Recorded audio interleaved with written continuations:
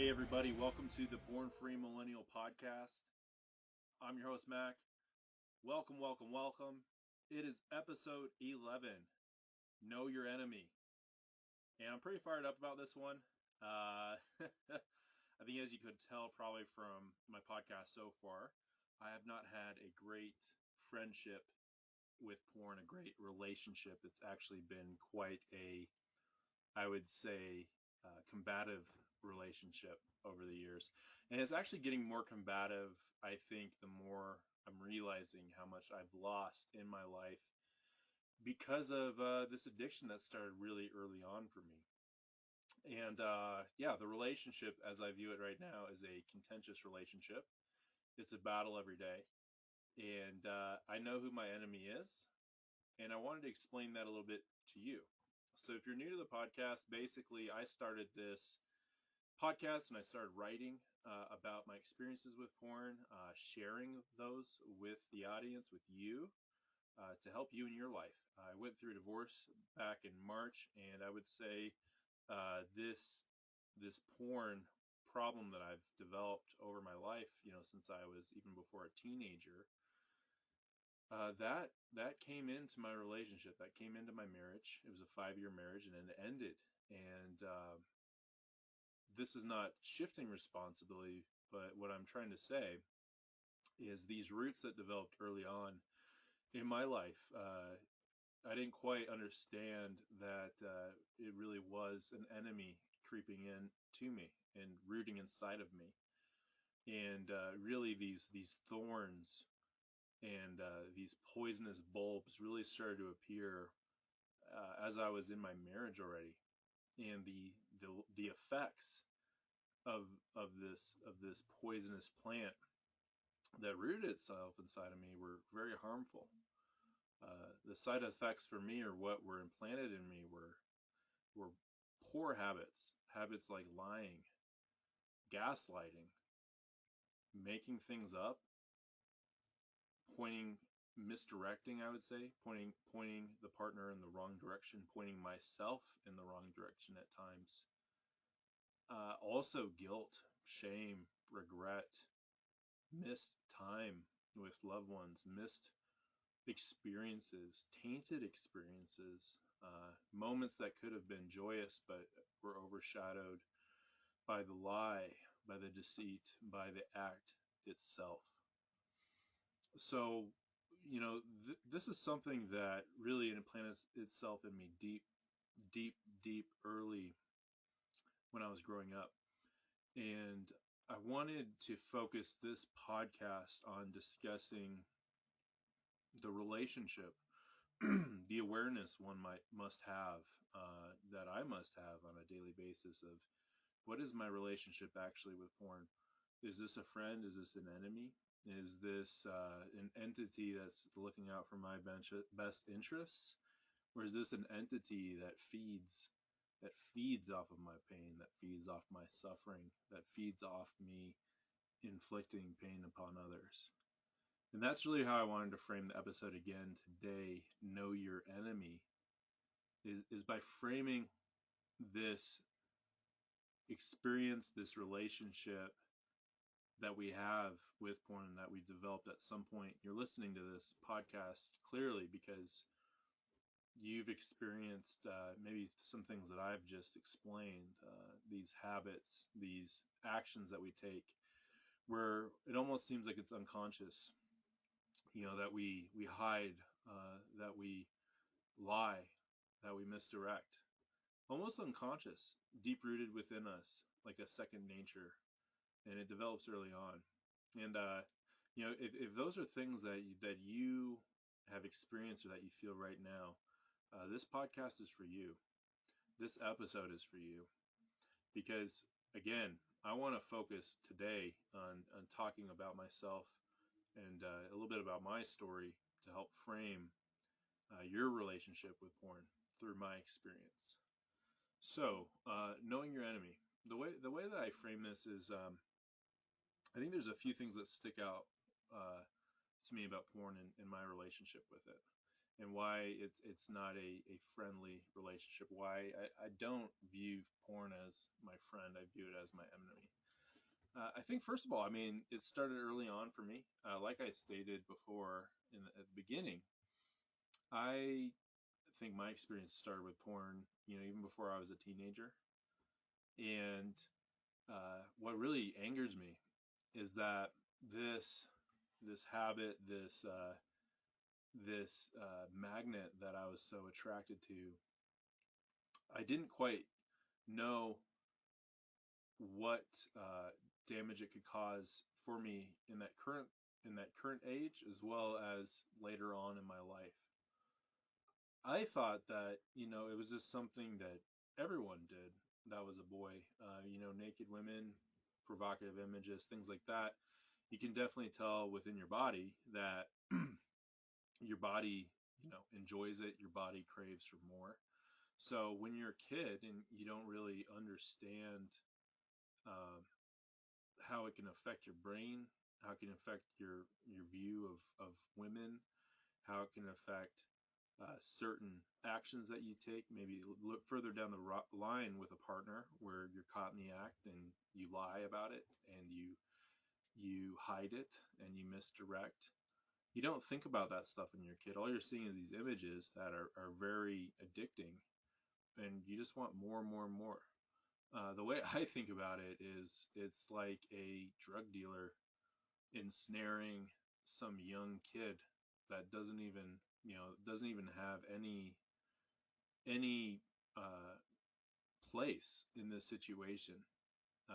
As some child that's innocent, that's not fully developed their brain, a drug can still be very appealing because of the way that it makes our bodies feel and the way that it can make our mind feel. It draws us in. And really, the thing that we want, that we crave when we're young, is that drug, that feeling without the knowledge of how it can affect our brains, how it can affect our relationships, how can it affect our view on the world. So I think the first framing of porn as your enemy is think about porn as that drug dealer. That drug dealer that always has that hit whenever you want it, whenever you desire it, whenever you crave it. That porn dealer that is preying on you, that feeds off of you. And it's going to tell you anything that you want to hear so that you purchase from them. So I want you to think about that. So that's number one, why porn's your enemy. It preys on you when you're young. How sick is that? How is that something that's good for you? When you're that age and you're seeing those images, it really does upset me. Like, it pisses me off that, and I think everyone bears responsibility. Parents, I think at a certain age we do as well with porn. But when you think about an industry that definitely feeds off of young minds and their addiction to their phones, that should piss you off. And that should tell you something about this industry, about making money, making profit, sucking our souls through our eyes in the phone, and showing us things that are just so demeaning, that are defiling. It sickens me. So when you're thinking about porn in your problem dealing with it, you don't have to feel sorry for yourself. It's okay to be a fighter and to be pissed, okay? So number one, porn preys on you when you're young. I think number two, porn thrives in the darkness. So number one again is porn preys on you when you're young and others. Number two, porn thrives in the darkness. Now, I mean, there's many, I would say, stories, tales, analogies, whatever you might say about the light and the dark. Light typically is symbolizing good. Dark typically is symbolizing evil. Think about the last time that you looked at porn. Were you in the dark or were you in the light? Were you isolated or were you with people around you that love you? Were you surrounded? Was the door locked or was the door open? Was the history deleted or was the history not deleted? Were the shades down in your room or were they up? Was the light on or off? Porn thrives in the darkness. We're not excited and proud to share our relationship with porn because it's an enemy. Because we know deep down inside it doesn't benefit us. It tears us apart and it tears others apart that we love. So number two, porn thrives in the darkness, and that should tell you a lot. It tells us a lot about our habits when we're using it. I know, and I've shared before, it was almost 2 months now. I've been almost 2 months sober from porn since my last relapse. But when I was in the heat of that, I mean, I was in the dark. I was locking doors. I was paranoid. I didn't really want to be around people. I wanted to isolate. I couldn't wait till the next time I could disappear and go to my room or go to my camper that I have here that I work remotely out of my camper. Go to my camper and turn off all the lights. You know, dogs can't come in the room. It just, when you look back at it, it's just like, wow. I don't know if you follow Lord of the Rings. I'm a big Lord of the Rings nerd, but I kind of feel like when we watch porn and we are sucked in, it's kind of like we turn into Gollum, Smeagol, for all you nerds out there. But Gollum is this character that was drawn so much to the Ring of Power and had it for such a long time that it corrupted him. It basically turned him from a hobbit into this skeletal creature with big eyes and fangs, almost like 1% hobbit, 1% human, and more or less a creature that was birthed and that lived and thrived off of isolation and off of addiction. Gollum's basically that junkie that would be buying drugs from the drug dealer Sauron, who created the ring. So think about that one. Gollum lives in the darkness. His eyes, so a hobbit basically is like a smaller human, kind of, and they have hairy feet. But Gollum used to be a hobbit, and then he found the Ring of Power that corrupted him, turned him invisible when he put it on. Eventually went to the caves, went to the darkness, because he used this ring of power for deceitful things. And eventually he was ostracized from society and hid in the Misty Mountains. Yeah, again, nerdum here being weaving its way into this podcast, but this Gollum, his eyes were kind of, just picture my eyes right now. If you're on video, if you can't, just picture a normal person's eyes. Gollum's ended up being like the size of, if you cupped your hand around your eye, that's how big his eyes were in the book and in the movies, because he was just so used to the dark and being isolated. And why I just share that is I feel like when porn thrives in the darkness and I'm in its throw and I'm addicted, I've got the Ring of Power on and I'm full in porn mode, I turn into Gollum. I'm like this skulking creature that goes to darkness. That's no way to live. That's the way to live if you're living off the drug itself but not real life. So number two is porn thrives in the darkness. Okay? So think about your enemy. Number one, porn preys on you when you're young. Number two, porn lives and thrives in the darkness.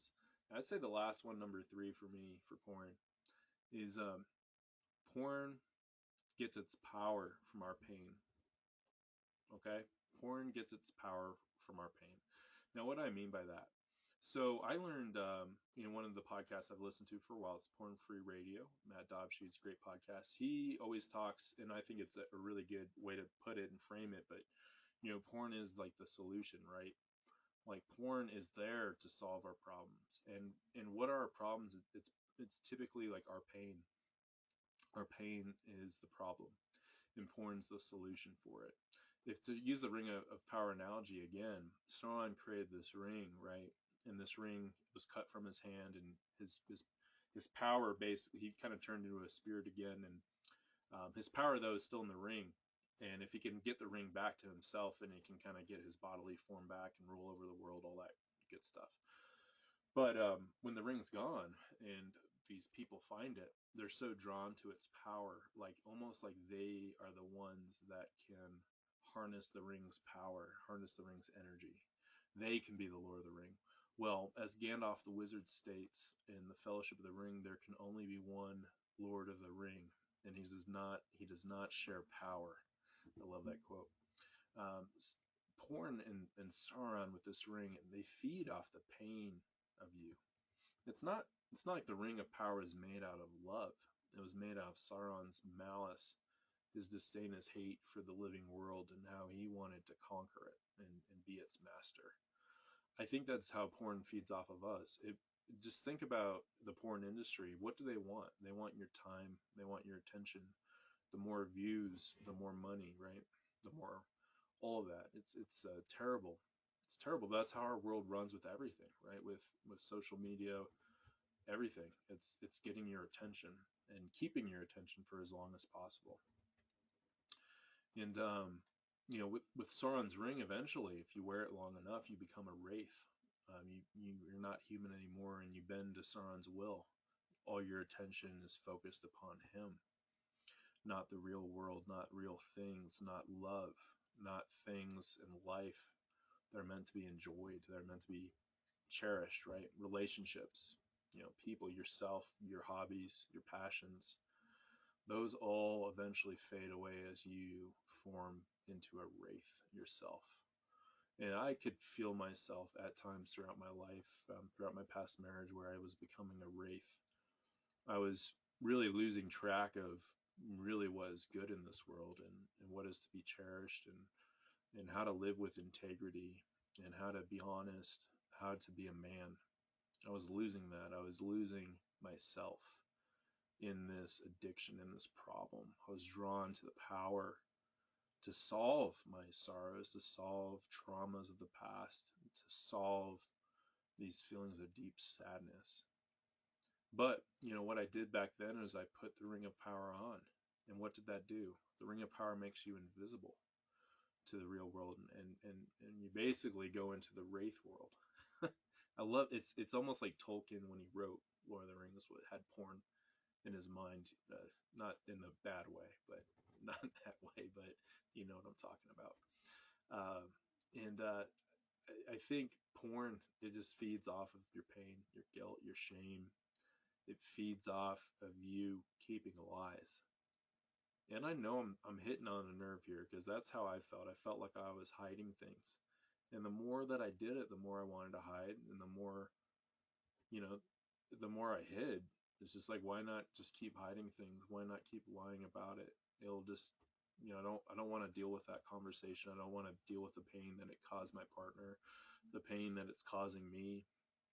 Where I'm losing my confidence, I'm losing my energy, I'm losing my focus, I'm losing my passions, I'm losing myself, I'm losing my humanity with this stupid, stupid thing.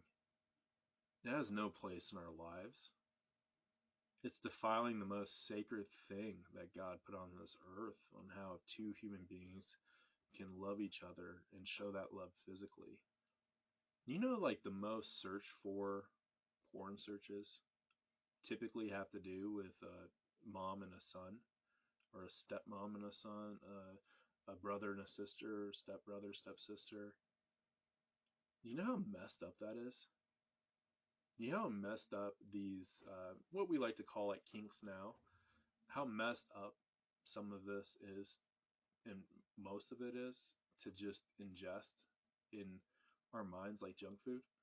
Except, this junk food, it's like almost like we're eating like chips, but the chips have basically all the carcinogens in them as a cigarette would. That's the way I think about it. And the more that we watch these images, these videos, and the more that we need to satiate this feeling, this hunger within us, it only just pushes us down deeper into things that are even more, I'd say, taboo, things that really desecrate things that we hold sacred. I used to remember when I was really like a teenager and I just had no control over it. I almost had feelings like I wanted to defile like sacred places or defile places that I loved. It was like this guilty kind of feeling, or this rush that you'd get to say, oh, like what if I watched porn here, or what if I did it here? And I think back on that, it makes me so sad because those are like actions and those are attributes that, I mean, I would, if I had a kid, and hopefully I do someday, I'm not teaching that kid how to be a liar, how to defile things. On the contrary, I'm teaching my child, hopefully in the future, someday, that they're to live with integrity, they're to treat people with respect, they're to love and cherish what God's put on this earth. And when I see porn and what it does, it just feeds off of that. It feeds off of your shame for watching something you shouldn't have. It just plays on that decadent feeling that is the opposite of love. It's lust. It plays on our lust, and it's addicting. It's our lust, our gluttony.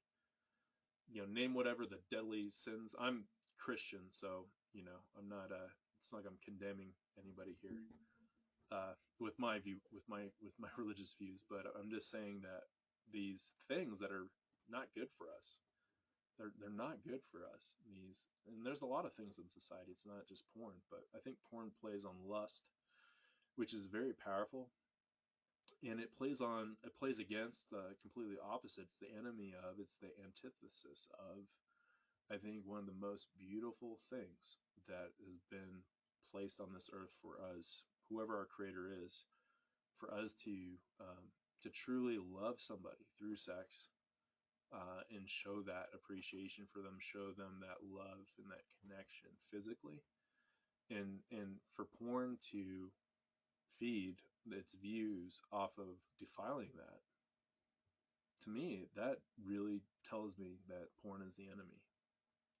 That porn is the enemy. And I was gonna say like searches itself that are taboo, but also when you actually like kind of look at the viewpoint and the actions that are taken in porn, typically it involves choking, it involves gagging, it typically involves women with like that are crying with their tears coming down, like when they're choking on the guy. I don't know, newsflash, but that's pretty messed up. That to me sounds like rape. And when we see that on film, especially as a young child, that is traumatic. That in its own nature is trauma, and that is a rape upon our minds. And it opens a door. It really does. And it opens a door for addiction. It opens a door as well for the destruction of relationships.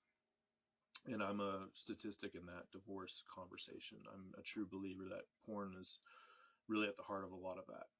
And people do need to take responsibility, but at the same time, I think we also have a responsibility ourselves to battle against porn and treat porn as the enemy. So those are the three topics I wanted to discuss, or the three attributes I wanted to discuss today about porn being the enemy. Hopefully that's helpful for you. So number one, again, porn preys on you when you're young. Number two, porn thrives in the darkness. And number three, porn feeds off of your pain. So I really want you to think this week about that. And if there's other ways that you find that porn's your enemy, frame that, write it down. This is your battle cry. This is you telling porn, you have no place here. You have no place with me. You have no place with my partner. You have no place with my children. You have no place in my community. You have no place in this world. Get out. Get out. Because you're my enemy. And if you stay, you're gonna you're gonna get a little bit of this. And to the camera, I'm shaking my fist. I'm ready. Let's go. I'm ready to duke it out, because I think this is a battle worth fighting for. And you know it, listening to this message, if you're still listening, this is a powerful entity, and we all must stand firm and support each other. We all must battle against porn and treat porn as our enemy. So, with that being said, really appreciate you listening today. We have some interviews coming up, so I'm really excited to announce that. I have some interviews coming up that I think you'll find really powerful and useful. These are from people that I know personally in my life, and really it's just to open the door to share more experiences, share more stories, share more tips on, how we can beat porn in this battle, how you can live a porn-free life, how you can walk the road of recovery with me. So we have some exciting podcasts coming up with interviews. If you like getting emails, no one really does. That's a horrible way to market it. But I do have a Substack that I write on. And you can actually subscribe through Substack with your email, and you'll get those articles right away when I release them. So I was doing 2 a week. I was doing Wednesday Wisdoms on Wednesdays, and then Porn Free Tip for the Weekend on Fridays. Now, starting this week, I've added into the mix Momentum Mondays. And really what the Momentum Mondays focused on is really quick, like 1 minute read, focused really quick on, hey, here's something to pump you up. Here's something to build momentum for your week. I'll just explain Wednesday wisdoms, typically some wisdom that I've learned along the way. I normally get it from like quotes I've read in books or that I've heard, in speeches, to something that really strikes me as wisdom. And I try to branch upon that and do my own spin on it. Important free tip for the weekend. Those are typically as kind of like on Mondays, a quicker read. And that's just a quick tip, something to focus on this weekend so that you have a porn-free weekend. So I think together with the podcast, with the writings, really what I'm trying to do, again, is spread my message. Spread it. So if you like this podcast, please share it with a friend, a family member. And I would really challenge you this week. View porn as your enemy. Talk to others about it, because to win this battle, we have to have an army. We have to have an army of people that are saying, you know what, I'm done with it. I'm sick of it. And I'm gaining back territory. I'm gaining back what is mine from you.